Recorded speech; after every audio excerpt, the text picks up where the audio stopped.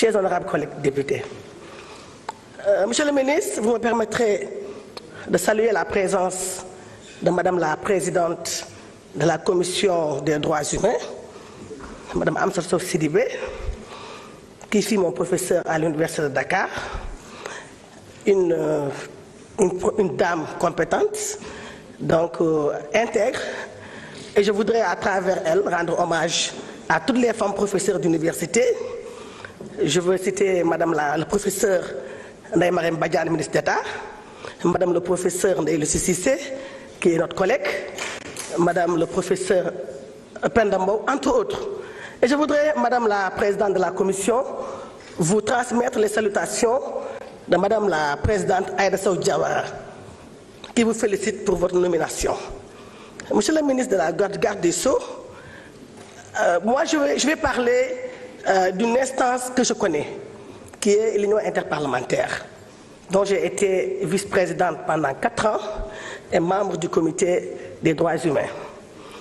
Monsieur le ministre Garde des Sceaux, le comité des droits humains de l'UIP avait souhaité collaborer avec la Commission nationale des droits humains, notamment dans le cadre de renforcement de capacité des parlementaires, y compris l'EPU, l'examen périodique universel.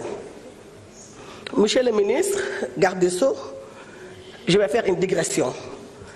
Je fais partie de ceux et celles qui pensent que le Premier ministre, mon frère Ousmane Sonko, ne viendra pas faire sa DPG.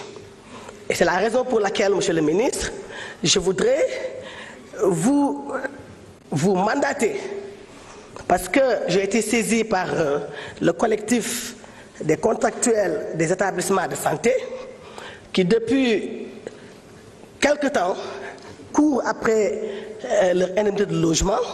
Ils ont eu à rencontrer le ministre de la Santé, qui leur a effectivement confirmé que le dossier était déjà réglé et que ce dossier est transmis au niveau du ministère de la Fonction publique et qu'aujourd'hui, ce dossier est sur la table du ministre des Finances. Je pense que, en tant que ministre de la Justice, voilà ce que je pourrais appeler une injustice sociale. Et que vous, monsieur le ministre Garde des Sceaux, vous pourriez y véritablement trouver des solutions en rapport avec le Premier ministre du Sénégal.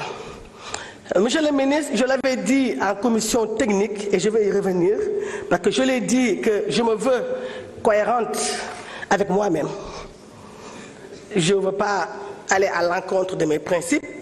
Quand notre camarade de Benno Bokk Yakaar, Pape Sène, fut nommé président de la commission des droits humains, je faisais partie des hommes et des femmes qui avaient déploré cela. Aujourd'hui, celle qui est portée à la tête de la Commission nationale des droits humains, je l'ai dit tantôt, elle fut mon professeur, elle a contribué à ma formation et au-delà, c'est une femme intègre. Mais cela ne me fera pas véritablement, je ne vais pas reculer, aller à l'encontre de mes principes, parce que je suis sûr que le professeur Amsatou Sidibé pourrait servir le Sénégal, même dans l'attelage gouvernemental.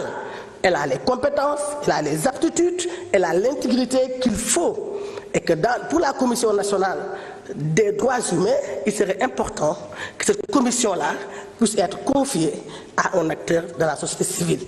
Voilà ma position que j'ai défendue du temps de l'ancien président de la commission, qui est Pape Sène et qui est notre camarade de Benno Bokk Yakaar, et qu'aujourd'hui, véritablement, c'est encore mon souhait que cette commission puisse être présidée par un acteur de la société civile et que Madame la Présidente Dakar Lénen, qui est un parti politique, puisse être membre du gouvernement parce qu'elle a les compétences requises, elle a véritablement les aptitudes pour être ministre de la République. Je vous remercie.